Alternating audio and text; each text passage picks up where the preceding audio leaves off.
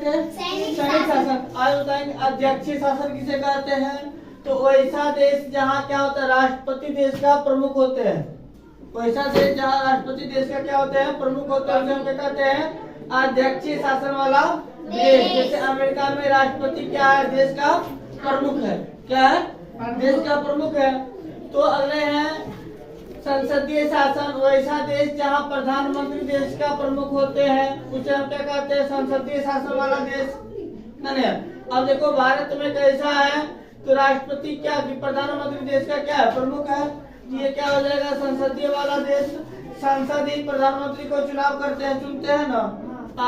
अब क्या है, संघात्मक शासन। तो वैसा देश जहाँ केंद्र और राज्य दोनों सरकार काम करती है, केंद्र और राज्य दोनों सरकार काम करती है, उसे हम क्या कहेंगे, संघात्मक शासन वाला देश। यहाँ देखो केंद्र सरकार और राज्य सरकार क्या दोनों कार्यरत है ना।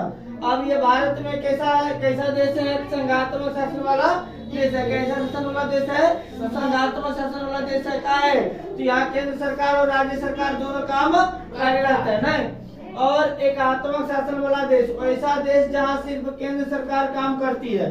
वैसा देश जहाँ सिर्फ केंद्र सरकार काम करती है, उसे एकात्मक शासन वाला देश कहते हैं। जैसे इंग्लैंड में, इंग्लैंड क्या है, इंग्लैंड में सिर्फ केंद्र सरकार ही कार्यरत है।